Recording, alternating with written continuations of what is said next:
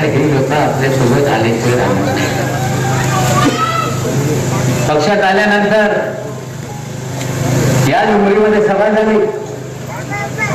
दादा मी दोन्ही उपस्थित होतो आणि त्या सभेमध्ये ज्या प्रकारे लोक उपस्थित झाली होती हे स्पष्ट झाला होता की आगामी या निवडणुका जे 2 तारखेला होणार आहे, मागच्या वेळी ज्याचा 100% निकाल राष्ट्रवादीचा होता, यावेळी पण 100% निकाल हा राष्ट्रवादीचा राहील. यांच्या प्रचारासाठी आम्ही सभा आयोजित करण्यात आली. ते आमच्या राष्ट्रवादी काँग्रेस पक्षाच्या नगर अध्यक्ष पदाच्या उमेदवार सौ शकुंतला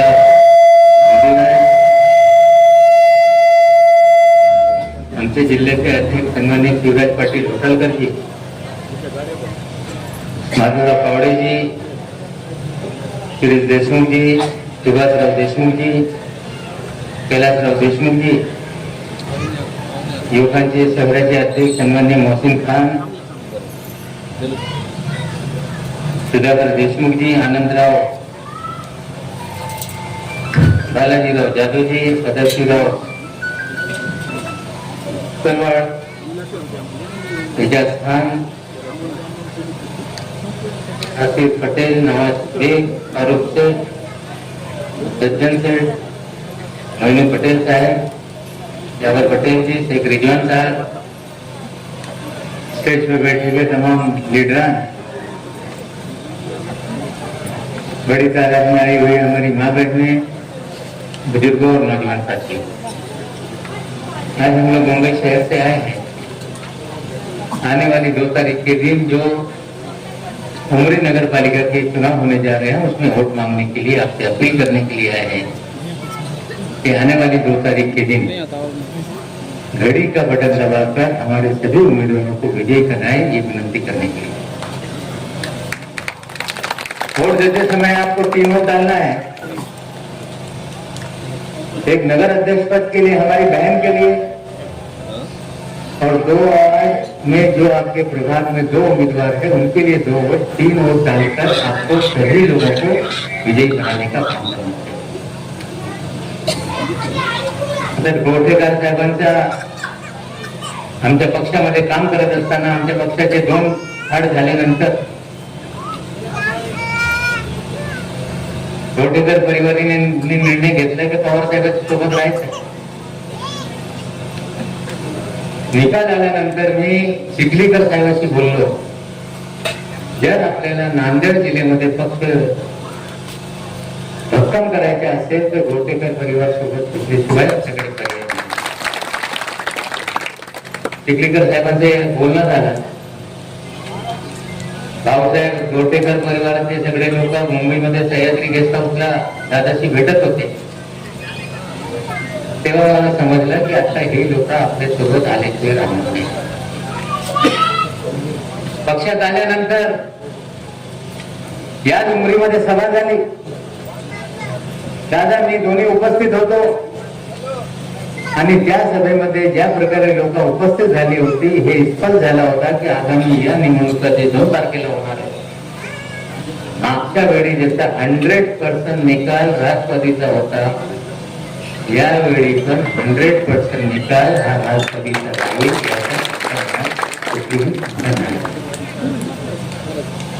तर बोलत असताना ते तरुण पिढीची 3री पिढी राजकारणात आहे. त्यांच्या मनात काय शंका आहे की बाबा आता 2 पिढ्या आमच्या सोबत राहिलेली जनता आहे, आमच्या सोबत राहणार की नाही. मी आपल्याला बोलू इच्छितो, मी तुमच्या 2 पिढी दादासाहेब गोटेकर आणि तुमचे वडील यांच्या सोबत मी आमदार या नेत्यांनी काम केले. आता जे लोक या परिवारावर आरोप करतात त्यांना विचारा की 99 साली जे महाराष्ट्रामध्ये सत्ता विलासराव देशमुख यांच्या नेतृत्वाखाली आल्यानंतर नारायण साहेबांनी काहीतरी वेगळी खेळी सुरू केली आणि असं वाटलं की आता हे सरकार राहणार की नाही. त्यावेळी बाबासाहेब गोटेकर साहेब हे आमदार होते, इक्कलवर नावाचे एक आमदार होते. या जिल्ह्यातले 2 अपक्ष आमदार असताना सगळ्यांच्या लक्ष नांदेड जिल्ह्याकडे होता की दोन्ही आमदार काय करणार. आता जे हयाती नाही त्याच्या बाबतीत जागवायचा नसतो, पण इक्कलवर साहेबांनी पाठिंबा दिला ते काय अटीवर शर्तीवर दिला. पण बाबासाहेबांनी पाठिंबा देत असताना मला कुठलेही अडचणी शर्त नको, मी हा सरकार राहिलाच पाहिजे त्यासाठी पाठिंबा दिला. त्या काळात आमदार पाठिंबा देण्यासाठी काय काय मागत होतं याची आमच्याकडे सगळा आकडा आहे. लोक गेल्यानंतर त्यांच्या बाबतीत उघडपणे बोलता येत नाही, पण घेतल्याशिवाय पाठिंबा त्या सरकारला दिला नाही. एक मात्र आमदार होते बाबासाहेब, ज्यांनी काही ना घेता काही आमिष ना घेता त्या सरकारला पाठिंबा देण्याचं काम केलेलं आहे. आणि त्याच्यावर जे आरोप करतायत त्यांना आरोप करतावेळी त्यांना बघितलं पाहिजे की यांचा इतिहास काय आहे. लोक काही बोलत राहत आहे, काँग्रेसची लोक बोलत असतील, पण काँग्रेसच्या लोकांना बोलतो की तुमच्याकडे मुख्यमंत्री पद असताना तुमच्याकडे 2 नगरपालिका नगर परिषदा होती. गेली 2 दिवस आम्ही तिकडे फिरतोय, मुठ्ठड आज जाऊन आलो.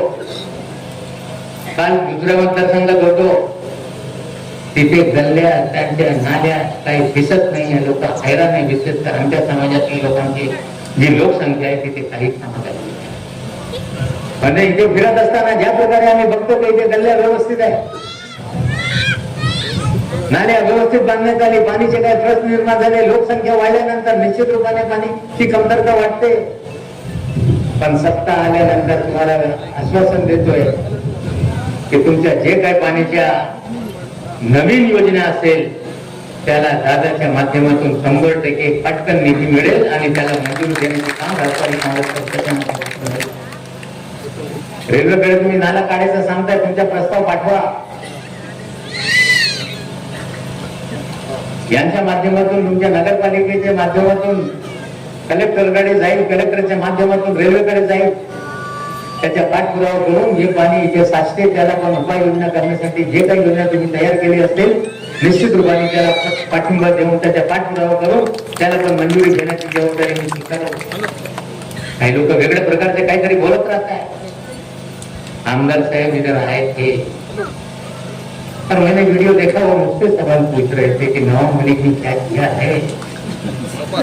नवाब मलिक इधर आने वाले हैं. हाँ, नवाब मलिक ने पैर रखा, अल्लाह की मर्जी से पिछली बार जुम्मा की नमाज पढ़ के यहाँ पे गए थे, रिजल्ट देखा तो 100% लोगों ने राष्ट्रवादी कांग्रेस पार्टी को वोट दिया और जीते थे. इसलिए पवार साहब के मन में थोड़ी दुख है. पिछली बार जुम्मा था, इस बार जुमेरा.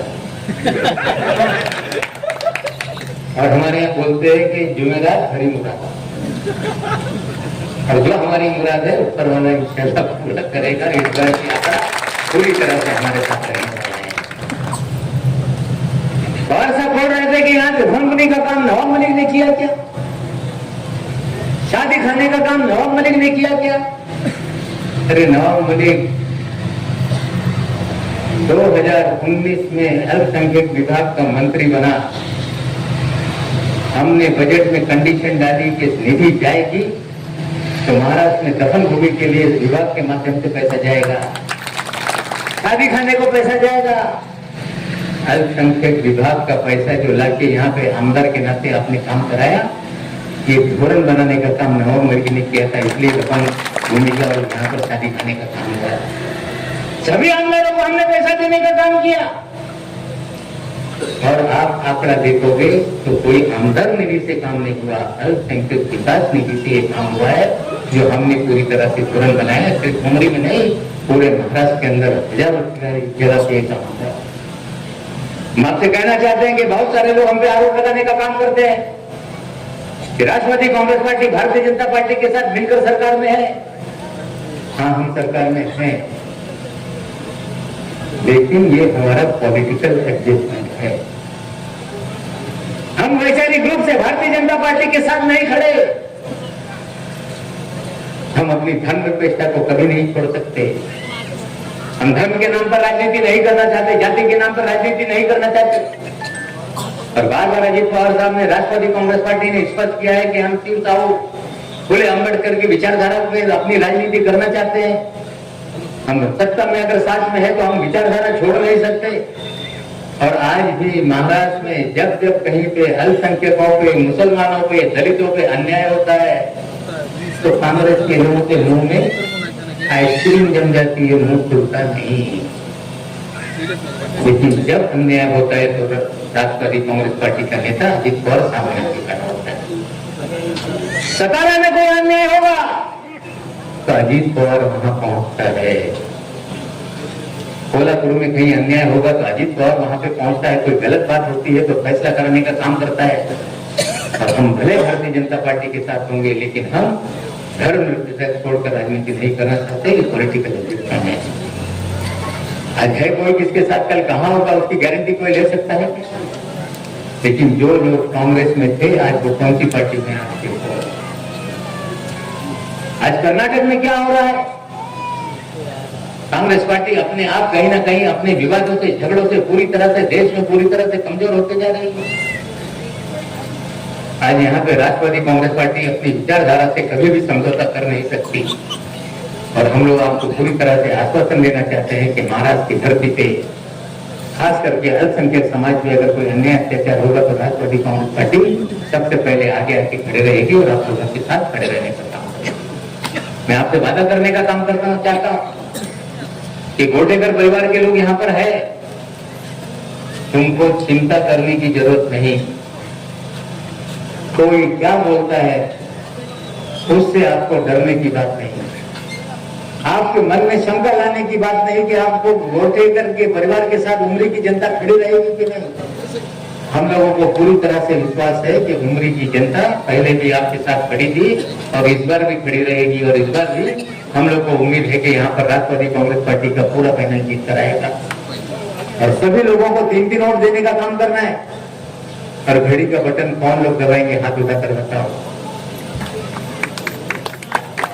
अपना तो बटन दबेगा, हमारी माँ बहनों को भी घर से वोट डलवाना है। और आज के बाद, आज 27 तारीख है, आपके पास लगभग 5-6 दिन है।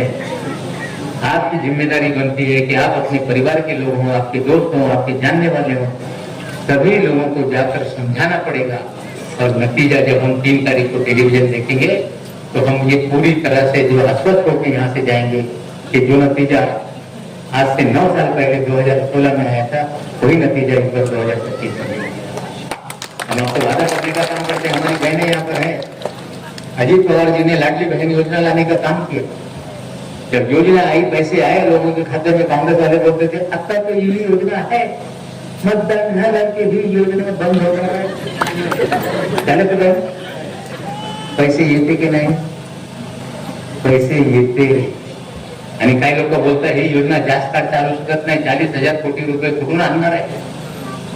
अजित पवार साहेबांनी सांगितलेलं आहे की जोपर्यंत मी सत्तेत आहे आमच्या बहिणीचा पैसा बंद होणार नाही, ती कंटिन्यू चालत राहील। आणि योजना गोटेकर जी परिवार को मैं बोलना चाहता हूँ कि महाराष्ट्र सरकार में अजीत पवार ने फैसला किया है कि जो हमारी लड़कियां इंजीनियर बनना चाहती है, डॉक्टर बनना चाहती है, उसका पैसा इन लोगों को भरना नहीं, वो प्राइवेट कॉलेज में भी फीस भरने का काम कि राज्य सरकार की तिजोरी से होगा। आज भी महाराष्ट्र के अंदर इंजीनियरिंग कॉलेज में 40-40, 50-50 हजार रुपये तुम्हाला एक करावा लागेल। जी मुली सायन्स मध्ये ऍडमिशन घेत आहे 11वी 12वी मध्ये, त्याला तुमची शाळा असताना तिकडे सीईटीच्या कोचिंग क्लासेस सुरू करा, त्याला सीईटीची परीक्षा द्यायला तयार करा। आणि त्याने सीईटीची परीक्षा दिली की त्यांच्या महाराष्ट्रामध्ये कुठल्या ना कुठल्या कॉलेजमध्ये त्याच्या इंजिनिअरिंगचं ऍडमिशन होईल। आणि या तुमच्या उमरीमधून पुढच्या वेळी तुम्ही जबाबदारी घ्या की सीईटीची परीक्षा झाली ते दरवर्षी या उमरीमधून 100 मुलीला आपण इंजिनियर बनवण्याचं काम करू। विकास का मतलब ये नहीं कि नाली बन जाए, विकास का मतलब ये नहीं कि इमारत बन जाए, विकास का मतलब है कि इंसान की जिंदगी में परिवर्तन होना चाहिए। विकास का मतलब है कि लोगों के चेहरे पे मुस्कान आना चाहिए। लोगों की बदहाली दूर होनी चाहिए, और लोगों की बदहाली दूर करने का काम करना है तो आपको जिम्मेदारी लेनी पड़ेगी कि हमको पूरी तरह से लड़कियों को पूरी तरह से सुशिक्षित करना पड़ेगा। मैं इसलिए बोलता हूं कि लड़कियों को करना पड़ेगा। हमारे यहाँ लड़के तो पढ़ते नहीं, लेकिन लड़कियां पढ़ रही है। नतीजा देखोगे, मुसलमान लड़कों की बनिस्बत लड़के तो 10वीं तक पहुंचते पहुंचते छोड़ के कहीं अपना सलमान खान, शाहरुख खान बनने के लिए निकल जाते हैं, लेकिन लड़कियां पढ़ती है, उसका नतीजा 60, 70, 80, 90% तक आता है। और साइंस में 11वीं 12वीं पास कर ली तो इंजीनियरिंग कॉलेज में इंजीनियर बन गई। और आईटी सेक्टर में अगर इंजीनियर आपने बनाया तो वर्क फ्रॉम होम से भी घर में खाना भी पकाएगी, बच्चे भी संभालेगी, और घर से काम करके 1,50,000 रुपया महीना घर से आमदनी कर चलेगा। और लड़कियां पढ़ लेगी, लड़का पढ़ने से एक परिवार पढ़ा लिखा होने के बाद सुशिक्षित हो जाएगा, लेकिन लड़कियां पढ़ लेगी तो आने वाली नस्लें पूरी तरह से पढ़ी लिखी हो जाएगी और पूरी तरह से माहौल बदल जाएगा। इसलिए हमारी जिम्मेदारी है कि हम पूरी तरह से लोगों की जिंदगी में खुशहाली किस तरह से है उसकी तरफ भी ध्यान देना पड़ेगा। और नौजवान सोच रहे होगा कि हमारे बारे में कुछ नहीं। अरे भाई, आज पूरी दुनिया में काम करने वाले की परेशानी है। लोग बार बार बोलते थे, मैं आज से 2004 में जब मैं टेक्निकल एजुकेशन का मिनिस्टर बना तो देश में चर्चा होने लगी कि हमारी लोक संख्या हमारी समस्या है। और आज से 21 साल पहले मैंने कहा था कि हमारी लोक संख्या ये हमारी समस्या नहीं, इस लोक संख्या को हम ट्रेड नहीं कर रहे, ये हमारी समस्या। आज पूरे यूरोप में, जर्मनी में लोग बोल रहे हैं कि हमारे यहाँ काम करने वाले चाहिए। ऑस्ट्रेलिया और न्यूजीलैंड में लोग काम करने के लिए लोगों को हिंदुस्तान से बुलाना चाहते हैं। यूरोप के सभी देशों में लोगों को बुलाना चाहते हैं। आज के देश में तो हम जा रहे हैं, वहां पे भी लोगों की जरूरत है। हमें अपने नौजवानों को स्किल डेवलपमेंट के माध्यम से ट्रेन करना पड़ेगा। अलग अलग सेक्टर में ट्रेनिंग देके मी गोटेकर साहेब तुम्हाला सांगतोय की तुम्ही ते अभ्यास करा, आम्ही तुम्हाला माहिती देऊ। त्या उमरीमधून काही पोरं असतील त्यांना कुठेतरी जर्मनीला इथे 10-20 हजारच्या नोकऱ्या मिळत असतील तर तिथे 2 लाख रुपयाची नोकऱ्या उपलब्ध आहे, आणि इथून गेला लग्न करून गेलं तर ठीक आहे, नाही केलं तर एखादी मेम साहेब सोबत लग्न पण होईल आणि वेगळ्या प्रकारचा संसार त्याचा निर्माण होईल। माझा एकच म्हणणं आहे कि आपण शिक्षणाकडे लक्ष दिलं पाहिजे। आपको अगर एजुकेशन की तरफ आपने ध्यान दिया तो लोगों के मानवीय जीवन में बदलाव हो सकता है। और हमारे विकास का मतलब रस्ते, इमारत नहीं, हमारे विकास का मतलब है इंसान के चेहरे पे मुस्कान लाना, लोगों की जिंदगी में खुशहाली लाना, ये हमारे विकास का कारण है। और पूरी तरह हम उसके लिए प्रतिबद्ध है। आप लोगों के बीच में हम लोग यहाँ पर आए, चिखलीकर साहब यहाँ पे पहुंच गए। तुम्हारी किमिया की तुमची आता अशी आहे की तुम्ही हात फिरवलं तर काहीतरी तुम्ही हात फिरवला तर गोटेकर परिवार आमच्या सोबत आलेले। आता तुम्ही ताकद लावली तर निश्चित रूपाने विजय या जिल्ह्यामध्ये राष्ट्रवादी काँग्रेसचा 1 नंबरचा पक्ष होईल, आणि निश्चित रूपाने तो 1 नंबरचा पक्ष करण्यासाठी पक्ष या पद्धतीने तुम्ही जे काही सांगणार त्या पद्धतीने आम्ही तुमच्या सोबत राहू। इतकंच बोलून मी पुन्हा आप सभी लोगों से विनंती करता हूँ कि आने वाली 2 तारीख के दिन कौन सा बटन दबेगा? जोर से बोलो भाई, घड़ी का बटन दबेगा और हमारी शकुंतला बहन के गले में विजय माला पड़ेगी। इसी उम्मीद के साथ अपनी बात खत्म करता हूँ। धन्यवाद। जय हिंद।